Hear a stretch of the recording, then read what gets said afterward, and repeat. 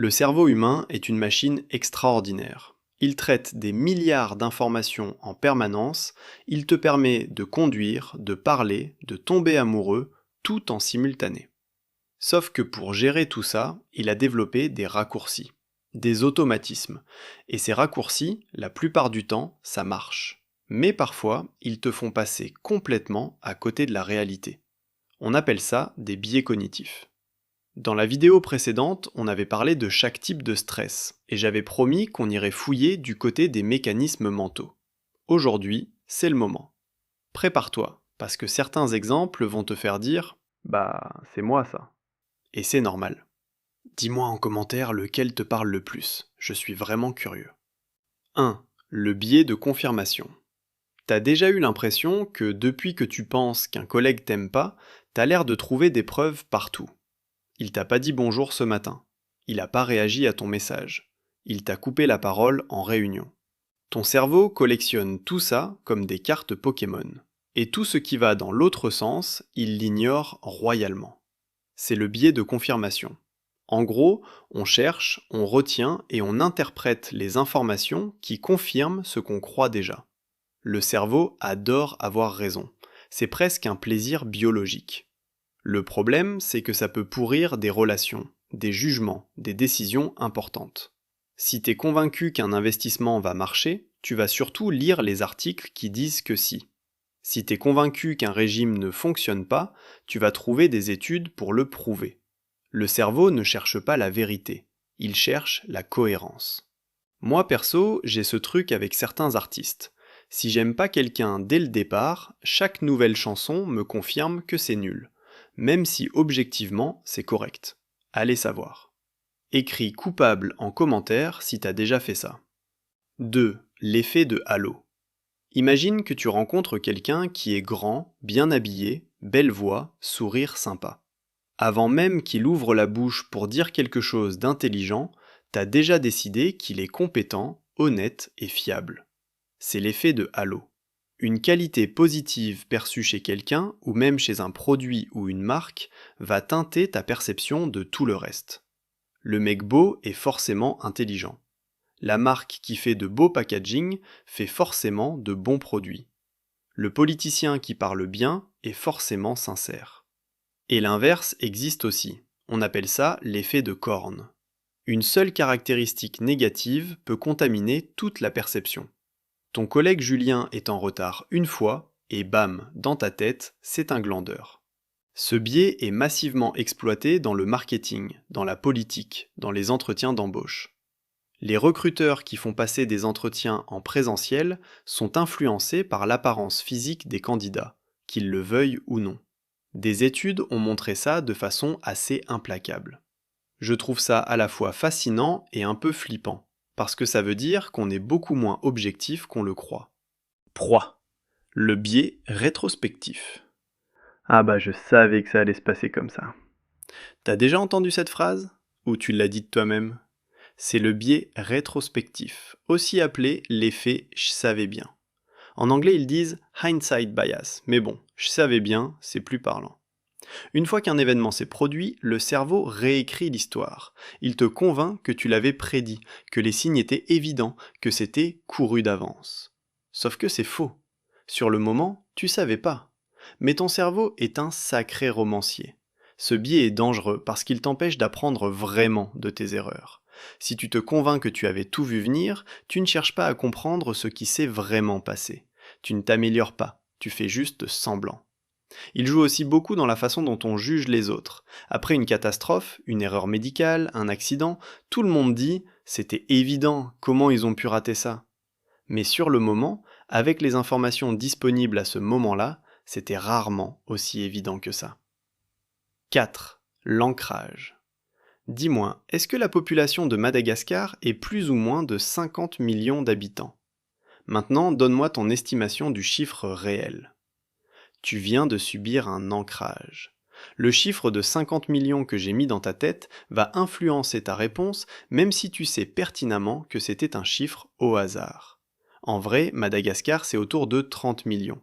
Mais si tu as répondu entre 30 et 50, c'est exactement le biais à l'œuvre. L'ancrage, c'est notre tendance à s'accrocher à la première information reçue pour prendre une décision ou faire une estimation. Et c'est utilisé partout. Quand un vendeur t'annonce un prix à 999 euros, puis te fait une ristourne à 699, le 999 a servi d'encre. Le 699 te semble raisonnable en comparaison. Mais si on t'avait annoncé 699 directement, tu aurais peut-être négocié. Les soldes fonctionnent exactement comme ça. Le prix barré en rouge, c'est l'encre. Le vrai prix, c'est celui que la marque voulait vendre depuis le début. Voilà, bonne journée dans les galeries marchandes. 5. L'aversion aux pertes. Voilà une question simple. Je te donne 100 euros. Ou bien on joue à pile ou face, si tu gagnes, tu en as 200, si tu perds, tu as 0. Qu'est-ce que tu choisis ? Mathématiquement, les deux options se valent, mais la plupart des gens choisissent les 100 euros assurés. Et c'est pas une question d'aversion au risque au sens large, c'est quelque chose de plus précis. Perdre 100 euros fait psychologiquement plus mal que gagner 100 euros fait plaisir. Les études de Daniel Kahneman, qui a eu le prix Nobel d'économie pour ses travaux, montrent que la perte est ressentie environ 2 fois plus intensément que le gain équivalent. Du coup, ton cerveau va tout faire pour éviter de perdre, ce qui peut amener des décisions très irrationnelles. Tu vas rester dans un job qui te rend malheureux parce que partir, c'est perdre la sécurité. Tu vas garder des actions qui dégringolent parce que vendre, c'est rendre la perte réelle. Tu vas rester dans une relation toxique parce que le cerveau comptabilise ce que tu as déjà investi dedans comme quelque chose à ne pas perdre. On a fait une vidéo sur le stress et les mécanismes de survie. Je t'invite à aller voir parce que l'aversion aux pertes s'explique en partie par là. Toi, t'aurais choisi quoi ? Les 100 assurés ou le pile ou face ? Pose ta réponse en commentaire, je suis curieux de voir. 6. Le biais de disponibilité. Est-ce qu'il y a plus de morts par an à cause des requins ou à cause des vaches ? Si t'as dit les requins, bienvenue dans le club. La plupart des gens disent les requins, sauf que les vaches tuent statistiquement bien plus de personnes chaque année, notamment par coup de pied ou en chargeant des randonneurs. Les requins, c'est anecdotique, mais les attaques de requins passent au journal télévisé. Les morts par vache, pas vraiment. Et notre cerveau évalue la probabilité d'un événement en fonction de la facilité avec laquelle il peut en trouver des exemples en mémoire. Si ça te revient facilement, ton cerveau conclut que c'est fréquent. C'est pour ça que les gens ont peur de l'avion et pas de la voiture, que les attentats semblent plus dangereux que les accidents de la route, que des maladies rares semblent communes après un reportage, alors que des maladies très répandues semblent abstraites. Ce que les médias montrent façonne littéralement notre sens du danger. C'est chaud, hein ? Surtout quand y penses dans le contexte des réseaux sociaux. 7. L'effet Dunning-Kruger. T'as déjà remarqué que les gens qui connaissent le moins un sujet sont souvent les plus confiants, et qu'à l'inverse, les vrais experts doutent beaucoup plus. C'est l'effet Dunning-Kruger. David Dunning et Justin Kruger ont montré dans leurs travaux que les personnes peu compétentes dans un domaine manquent aussi des outils pour évaluer leur propre incompétence. En gros, tu sais pas ce que tu sais pas. Du coup, t'es confiant parce que tu ne vois même pas l'étendue de ce qui t'échappe. Et c'est normal, on passe tous par là. Au début d'un apprentissage, t'es souvent super confiant. Puis tu commences à vraiment comprendre la complexité du truc, et là, t'as l'impression de ne rien savoir. Et les vrais experts sont souvent les plus humbles, parce qu'ils mesurent mieux ce qui reste à comprendre. Moi j'ai vécu ça clairement avec la nutrition. Quand j'ai commencé à m'y intéresser, j'avais des théories bien arrêtées sur tout. Aujourd'hui, je suis beaucoup plus prudent sur ce que j'affirme, justement parce que j'ai vu à quel point c'est complexe. C'est pas très glamour comme évolution, mais bon. Mets un emoji cerveau en commentaire si t'as déjà eu cette montagne de confiance au début d'un truc. 8. Le biais de statu quo. Le changement, c'est risqué. Rester, c'est sûr. C'est ce que ton cerveau te dit, et c'est un mensonge de confort. Le biais de statu quo, c'est notre tendance à préférer la situation actuelle par défaut, à résister au changement même quand il serait objectivement bénéfique. C'est lié à l'aversion aux pertes qu'on a vu juste avant. Changer, c'est prendre le risque de perdre quelque chose. Alors le cerveau fait comme si ne rien faire était neutre. Sauf que ne rien faire, c'est aussi un choix, avec ses conséquences. Tu gardes ton abonnement que tu n'utilises plus. Tu restes dans la même ville même si une opportunité s'est présentée ailleurs. Tu continues avec le même médecin même si tu n'es pas satisfait. Pas parce que c'est rationnel, juste parce que c'est déjà là. Les entreprises le savent très bien. C'est pour ça que les essais gratuits se transforment automatiquement en abonnements payants. L'option par défaut, c'est le statu quo, et la plupart des gens ne bougent pas. 9. Le biais de projection. On a tous une petite voix qui dit « Bah, tout le monde pense comme moi, non ?» C'est le biais de projection, aussi appelé faux consensus. On surestime le degré auquel nos opinions, nos comportements et nos préférences sont partagés par les autres. Si tu trouves qu'une blague est drôle, tu vas supposer que la majorité des gens vont la trouver drôle. Si tu es convaincu qu'une décision politique est la bonne, tu vas partir du principe que les gens normaux pensent pareil. Et quand tu rencontres quelqu'un qui pense différemment, ça te choque presque. Ce biais alimente des tas de conflits. Les disputes de famille au repas de Noël, où tout le monde est convaincu que son avis est celui du bon sens commun, les désaccords au boulot, où chacun pense que la solution est évidente. On s'imagine qu'on est le centre de la normale. C'est aussi pour ça que les algorithmes des réseaux sociaux peuvent être dangereux. Ils te montrent des gens qui pensent comme toi, ce qui renforce l'illusion que tout le monde est d'accord avec toi. Et ensuite, tu sors la tête du téléphone et le monde réel te surprend. 10. La pensée magique et le biais de contrôle. T'as déjà soufflé sur tes dés avant de les lancer parce que ça portait chance? T'as jamais mis ton réveil en l'éteignant parce que psychologiquement ça semblait risqué? Oui, moi aussi. On appelle ça l'illusion de contrôle. Le cerveau humain déteste l'idée que des choses importantes échappent à son contrôle. Du coup, il invente des liens de causalité là où il n'y en a pas. Tu portes le maillot de ton équipe préférée et il gagne.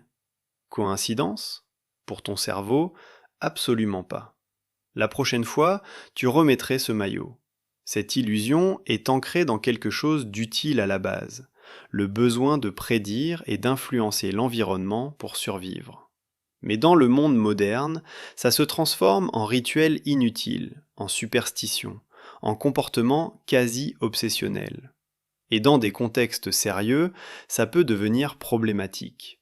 Des investisseurs qui pensent qu'ils contrôlent les marchés parce qu'ils ont eu quelques coups gagnants. Des managers qui attribuent leur succès à leurs compétences et leurs échecs au hasard. On reviendra là-dessus juste après. 11. Le biais d'attribution. Quand Manon rate son examen, c'est parce qu'elle n'a pas assez travaillé. Quand toi tu rates un examen, c'est parce que les questions étaient nulles et que tu dormais mal. Tu vois le problème ? Le biais d'attribution, ou erreur fondamentale d'attribution, c'est qu'on explique le comportement des autres par leur personnalité, et notre propre comportement par les circonstances.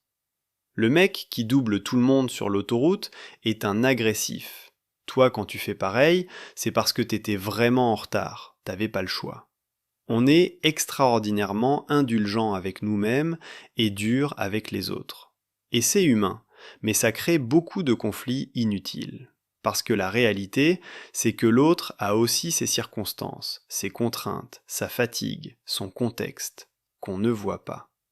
Je trouve que prendre conscience de ce biais-là, c'est probablement un des meilleurs outils pour avoir de meilleures relations.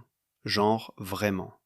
Tout ça pour dire que ton cerveau est un génie qui se plante régulièrement, et que les deux choses ne se contredisent pas. Voilà, on a fait le tour de 11 pièges mentaux que ton cerveau te tend sans te demander ton avis. Le biais de confirmation, l'effet de halo, le biais rétrospectif, l'ancrage, l'aversion aux pertes, le biais de disponibilité, l'effet Dunning-Kruger, le biais de statu quo, le biais de projection, l'illusion de contrôle et le biais d'attribution. C'est une liste qui pourrait durer des heures, on n'a même pas effleuré la surface. Le truc à retenir, c'est celui-là. Connaître ces biais ne te rend pas immunisé. Moi, je les connais, je les ai étudiés, et je les fais quand même. Tout le monde les fait.